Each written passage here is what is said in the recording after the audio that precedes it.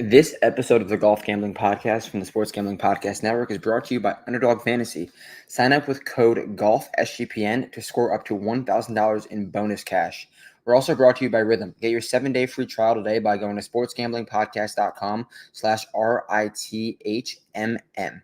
Everything in the SGPN merch store is 10% off with the promo code. So I'd recommend going into the merch store, getting some NFL merch. They also got some college football merch. So whatever you want in the merch store, 10% off. College football kicks off this week. So tune into the Sports Gambling Podcast and the College Football Experience for week 0 picks and all your favorite futures. All right, we are live with the BMW Championship DFS preview. Hopefully the audio is all right. I'm about to head to the airport to head to Denver in just under 40 minutes. So quicker show, but only a 50-man field, so not stressing about it. But all the equipment's packed, so that's why I'm talking through my phone. I got my phone connected to the computer as my mic, so I hope it sounds all right. If it doesn't, then I guess we're gonna have to redo the show tonight. But let's bring up the DFS leaderboard. I mean, not the DFS leaderboard, the DFS board, and talk through each range by range like we normally do. Oh, and I'm not even sharing my screen. 1 second. Let's share the screen. Share screen. Here we go. Bang. All right. We have none other than Scotty Scheffler leading us off, followed by Xander Schauffele, Rory McIlroy, Hideki, Victor, Colin, and Ludd, 10K and above. So I guess we'll split this range into 2 ranges. We'll go the big 3 and then the rest of the range. So you asked the question: Scotty Scheffler, Xander Schauffele, or Rory McIlroy? When is Scotty Scheffler ever a bad play? Is my response. But I think I might prefer Xander this week. Last week, I preferred Rory. Obviously, that didn't go well, and I'll be the first one to admit when I'm wrong. And I'll be the first one to victop when I'm right. So Rory was wrong last week. Scotty and Xander were better plays. But this week, I think I like Xander better because heading to the course, and my opinion could change, so tune into the content later in the week because I'm heading to the course the next few days to get all the information on major weeks and big events like normal. But on paper, I'm getting major Valhalla vibes from the course, a golf course where I really do think off the tee is going to be somewhat diminished. I really think everyone in the field is going to be hitting these fairways, and it's going to become a long iron and putting contest like we saw at Valhalla. It's going to be some forced layups off the tee. So I really, really do believe that it's going to be major Valhalla vibes. And who do I trust in a long iron plus 15 to 20-foot putting contest? Probably Xander Schauffele.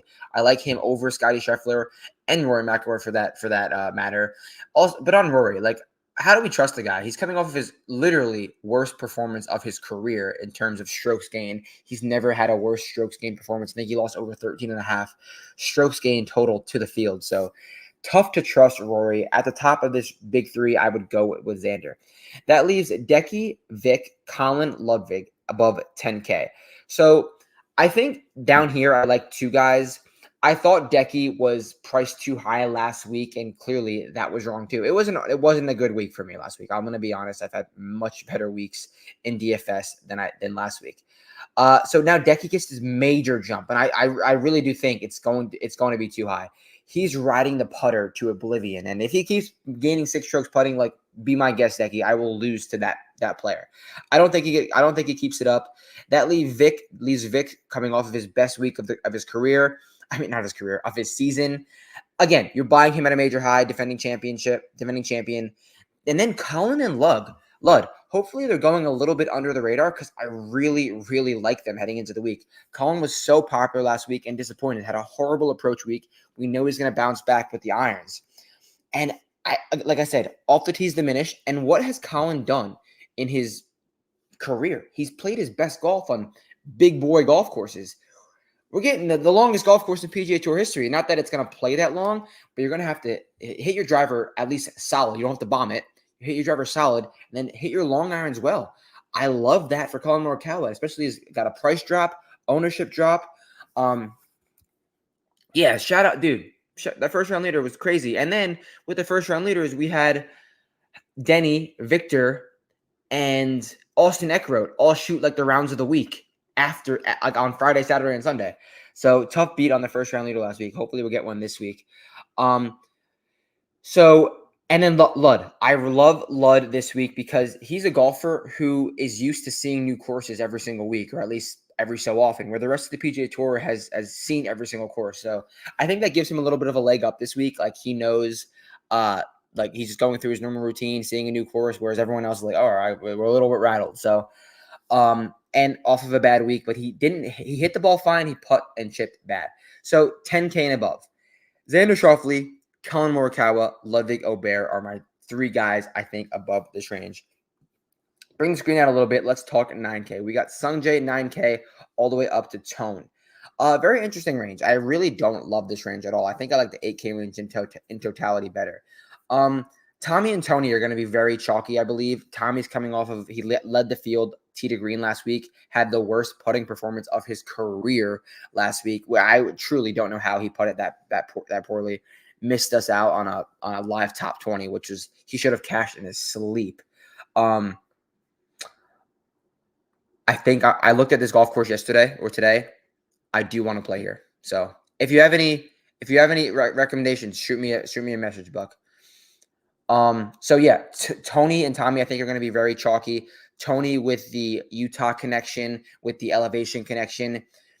You know what you're getting from Tony. Like, he's going to be having a less than competitive T9, which that might just work. It might just work. And that's the same thing with Tommy. But if you're going to win all the money, I think you want to fade these guys and go with some lesser guys.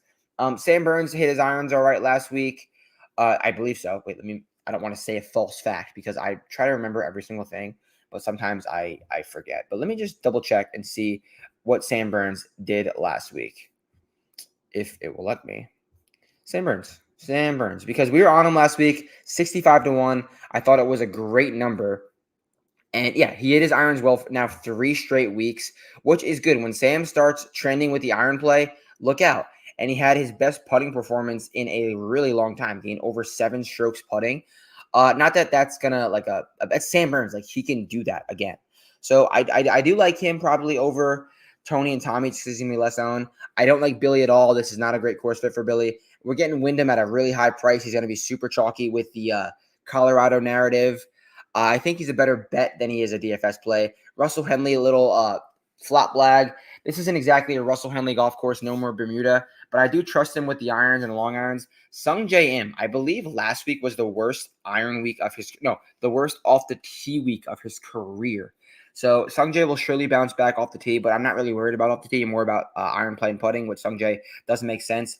So 9K range. Oh, I skipped over Cantlay, BMW Merchant, and when he gets the driver putter going, which he has right now, he starts to play good golf, which doesn't really make sense for this golf course. But whenever he starts driver puttering, he plays good golf. So I would think overwhelming thoughts. I don't love this 9K range. My favorite play would probably be I think one of the chalky tones or chalky Tommies will make sense. But I'm gonna go to this upper 10K range or lower 10K range. So I'm not gonna play many of these guys. If I had to go to one, I don't mind Russ flop lag. I don't mind Sungjae down here, but it really just not my favorite range. So 8K range. Before we get to the 8K range, quickly, Underdog Fantasy, Underdog Pick'em gives you a chance to win 1,000 extra entry or play their fantasy football the right way with the Best Ball Mania. Best Ball Mania is live with $15 million in prizes. Tune into the SGPN website. I'm posting my golf picks every single week. Also, I posted a few college football underdog picks on the Sports Gambling Podcast website, so go check those out. Sign up, promo code GOLFSGPN to claim your special pick plus first-time deposit offer up to $1,000 in bonus cash. Underdog Fantasy, promo code GOLFSGPN. Circa Survivor. Circa Sports is back with Circa Survivor and Circa Millions, giving away $16 million in guaranteed prizes. Imagine the regret if you win your office pool, but you didn't enter the Circa Survivor and it was a 16-0 slip. So that would hurt. That really would hurt.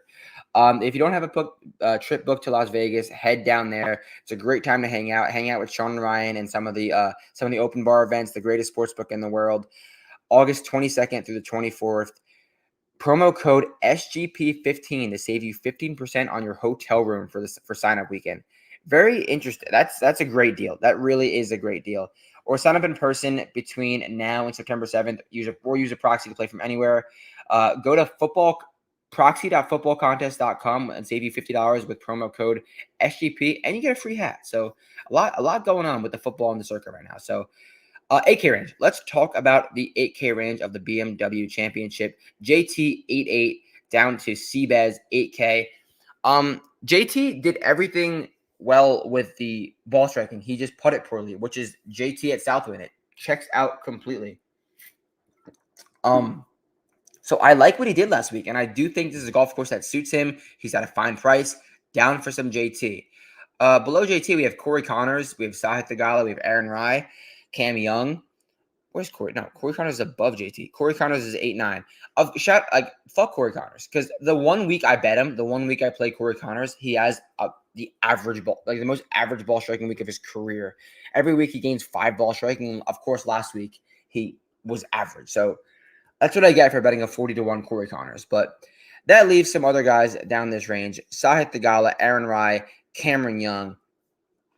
Aaron Rai striped his irons yet again. And like, is he going to be 20% owned again? Probably. Do I want to get beat by 20% Aaron Rai again? Like maybe. I mean, he's going to have a bad week one of these times. I just can't stomach the 20% Aaron Rai. I'd prefer Sahith Theegala. Sahith Theegala on a vault. Like I believe this golf course is going to play like Valhalla, play like Kapalua, long irons and birdie putts. That's Sahith Theegala. So down for him at the top of this 8K range. Cam Young, it makes sense, but like it's fucking Cam Young. Then down the bottom of this 8K range, if I had to pick one guy, probably Shane Lowry. Shane Lowry is a guy who hits his long irons and mid irons really well and can hit it with the putter. He played really well at Valhalla. I don't really like Akshay. I prefer Akshay with wedges. Adam Scott, you get what you get. Jason Day, hallelujah, game with the irons last week, but can't bake on him to gain with the irons again. And CBEZ has just been so blah. He could easily be 6,900 and no one would bat an eye.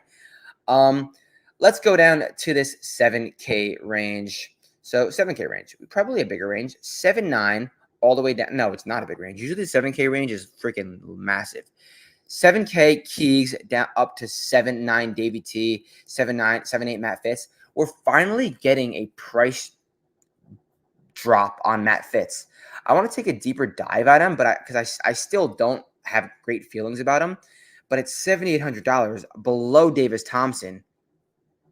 I think we're doing too much here, guys. Like we bought the Victor Hovland dip and it worked, but sadly for Matt Fitz, he has not gained strokes ball striking since Murrayfield Village.